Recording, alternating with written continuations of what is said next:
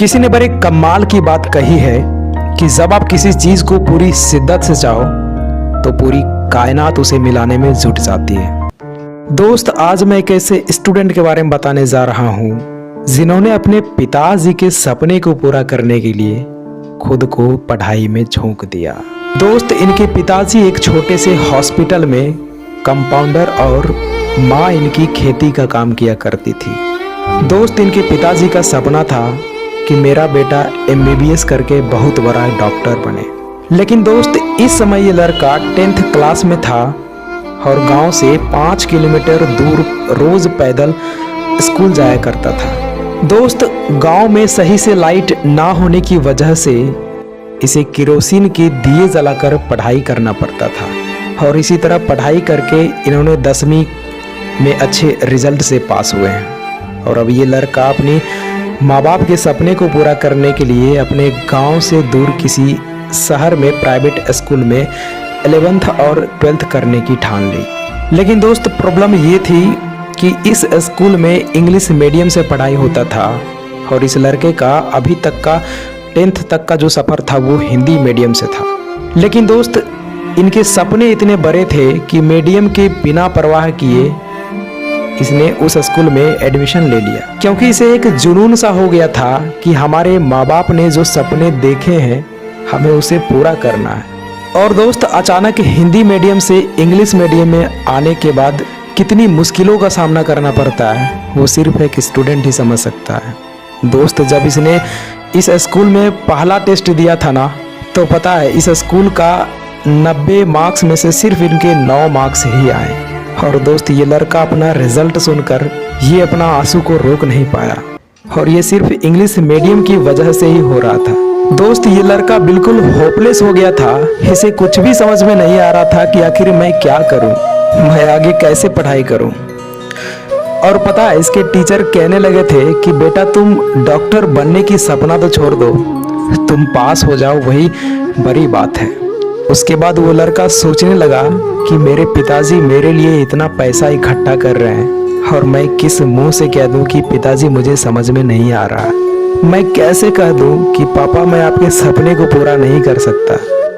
इस लड़के को कुछ कहा नहीं गया और ये लड़का हार नहीं माना और अपनी मेहनत को और दुगना कर दिया।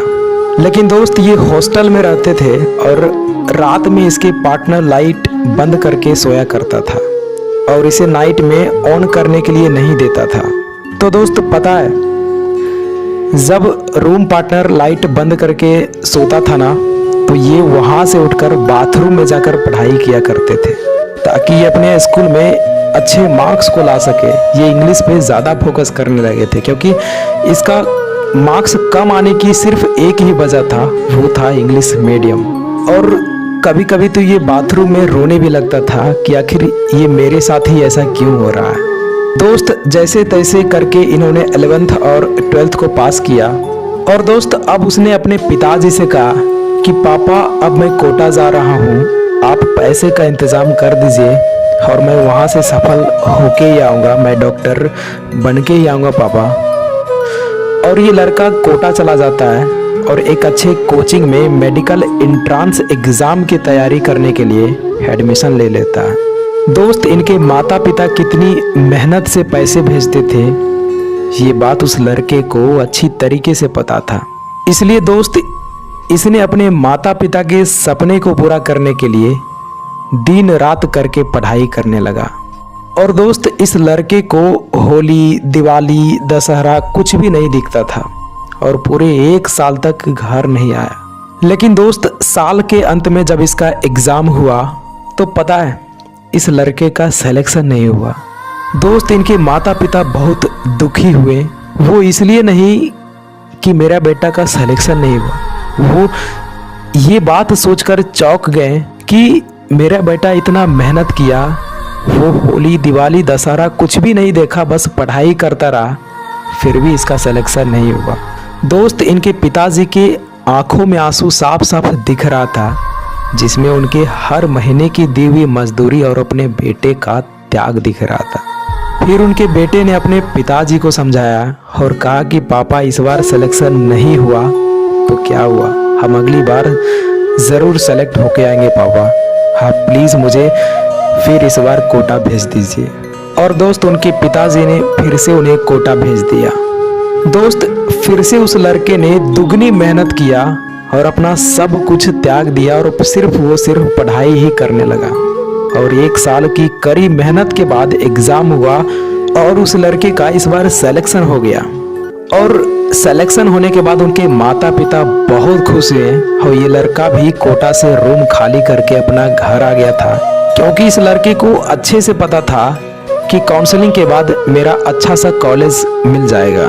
लेकिन दोस्त वो कहते हैं ना कि कभी कभी वक्त भी ऐसा खेल खेल जाती है कि इंसान को बिल्कुल तोड़ कर रख देता है। दोस्त जब काउंसलिंग हुई और इस लड़के ने अप्लाई किया और ये लड़का श्योर था कि मुझे one of the best medical college ही मिलेगा।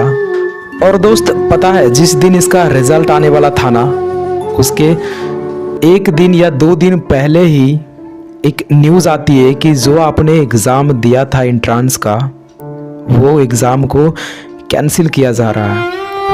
दोस्त इस लड़के का सारा सपना यहीं ख़त्म हो जाता है और इनकी आंखों से बिल्कुल आंसू रुक नहीं रहा था कि ये सोच रहा था कि आखिर मेरे साथ क्या हो रहा है। वो कहने लगा था कि पापा मैंने जिस एग्ज़ाम के लिए होली, दिवाली, दशहरा सब कुछ त्याग कर दिया और वो एग्ज़ाम ही कैंसिल हो गया। पापा ये मेरे साथ क्या हो रहा है, मुझे कुछ भी समझ में नहीं आ रहा। और पापा मुझे MBBS के अलावा कुछ दिखता ही नहीं है, मुझे वही करना है। तो दोस्त उनके पिताजी ने अपने बेटे का हौसला बढ़ाते हुए कहा कि बेटा तुम्हें अगर MBBS ही करना है ना, तो मैं तुझे MBBS कराने के लिए अपना घर, ज़मीन सब कुछ बेच दूंगा और तुम्हें MBBS प्राइवेट कॉलेज से करवा दूंगा बेटा, तुम टेंशन मत लो।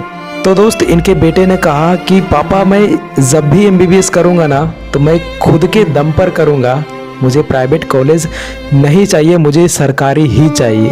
और वो लड़का बोला कि पापा मुझे फिर से कोटा जाना है और तैयारी करना है, मैं हार नहीं मानूंगा। तो इनके पिताजी बोले बेटा ठीक है जाओ, कोटा में जितनी खर्च होगा ना, अगर खर्च मैं नहीं दे पाया ना तो मैं अपना सारा ज़मीन, सारा खेत बेच दूंगा, लेकिन मैं तुझे पढ़ाऊंगा और तुम्हें ये सपना पूरा करना ही है। दोस्त इतना बोलकर उनके पिताजी रोते हुए अपने बेटे को गले से लगा लिया और ये लड़का फिर से निकल पड़ा अपने सपने को पूरा करने के लिए कोटा। और दोस्त कोटा जाकर ये लड़का फिर से 24 घंटा बस पढ़ाई ही पढ़ाई करने लगा। दोस्त इनका उठना बैठना सब कुछ किताबों से ही शुरू होता था और किताबों से ही खत्म होता था। ये लड़का पढ़ाई में इतना बिजी हो गया था कि दिवाली के दिन भी इसे पता नहीं था कि आज दिवाली है। जब शाम हुआ और इसने मेस गया तो वहां देखा कि मेस तो बंद है। तब इन्हें पता चला कि आज दिवाली है। और उस दिन उस लड़के ने एक बिस्किट और पानी दोनों को मिक्स करके उसने खा लिया। लेकिन दोस्त माँ तो माँ होती है ना, उसकी माँ रात में कॉल करके पूछी कि बेटा आज दिवाली है, तुमने कुछ मिठाई खाया या नहीं। तो दोस्त अगर माँ माँ होती है ना, तो बेटा भी किसी से कम नहीं होता। तो दोस्त ये लड़का कह दिया कि माँ हमने मिठाई, खीर, पूरी सब कुछ खा लिया है, बस आप अपना ख्याल रखिएगा। दोस्त कभी कभी अपने माँ बाप को खुश करने के लिए ना स्टूडेंट को झूठ बोलना ही पड़ता है, क्योंकि ये टारगेट इस लड़के का था और ये नहीं चाहता था कि मेरी वजह से मेरे माँ बाप दुखी हो। और दोस्त फिर से साल के अंत में इस लड़के का एग्ज़ाम हुआ और इस बार फिर इसका सिलेक्शन हो गया और फिर से ये लड़का खुश हो गया और इनके माँ बाप भी खुश हो गए। और इस बार ये लड़का श्योर था कि अब मेरा सपना पूरा हो गया। और इस बार ये लड़का बिल्कुल श्योर था कि अब मेरा सिलेक्शन होने से कोई नहीं रोक सकता, मुझे अच्छे कॉलेजेस मिल ही जाएंगे। लेकिन दोस्त गॉड भी परीक्षा उसी से लेता है ना जो बिल्कुल पहले से टूट गया होता है। दोस्त फिर से जब फाइनल काउंसलिंग का रिजल्ट आने वाला था तो उसके कुछ दिन पहले से ही कोर्ट का आदेश आता है कि जो एंट्रेंस एग्ज़ाम कंडक्ट हुआ था उसे फिर से कैंसिल किया जा रहा है। दोस्त ये बात सुनकर ये लड़का इस बार बिल्कुल अंदर से टूट गया था और साथ ही साथ अपने बेटे के मेहनत और त्याग को देखकर इनके माता पिता के भी आंसू नहीं रुक रहे थे, लेकिन अपने बेटे के सामने आंसू छुपाने की कोशिश कर रहे थे। लेकिन दोस्त, इनके बेटे अपने माता पिता के सामने था तो इनके माता पिता अपने बेटे से आंसू को छुपाने की कोशिश कर रहे थे। लेकिन दोस्त, इनके बेटे को सब पता था कि माँ बाप अब रोने लगे हैं, और एक माँ बाप के आंखों में आंसू एक बेटा कभी बर्दाश्त ही नहीं कर सकता यार। उनके बेटे ने तुरंत कहा, पापा आप टेंशन ना लीजिए, मैं वादा करता हूँ कि आपके आज के हर एक आंसू का बदला ज़रूर लूँगा, और मैं MBBS बन के ही छोड़ूंगा पापा, बस आप अपने बेटे से भरोसा मत खोइएगा। दोस्त, इतना कहकर वो लड़का उसी दिन कोटा जाने के लिए रेडी हो गया और वो घर से कोटा चला गया। और ठीक 1 महीने के बाद वापस से एग्ज़ाम होना था, और ये लड़के ने एग्ज़ाम दिया। और वो कहते हैं ना कि मेहनत के आगे किस्मत की इतनी औकात नहीं कि वो आपको सफल होने से रोक सके। दोस्त, जब इसका रिज़ल्ट आया ना तो इसका पता है रैंक क्या था? इसका रैंक ऑल इंडिया रैंक 569 था, और पूरे राजस्थान में रैंक 52 था। और दोस्तों, फाइनली इसका सिलेक्शन हो गया। अब इनके माता पिता के चेहरे पर बिल्कुल खुशी के आंसू निकल गए, और कहने लगा कि बेटा, तेरे जगह पर अगर कोई और होता ना तो वो हार मानकर दूसरा काम कर रहा होता, लेकिन आज जो तुमने करके दिखाया ना, उससे तुम्हारे पिताजी के सर ऊंचा हो गया बेटा।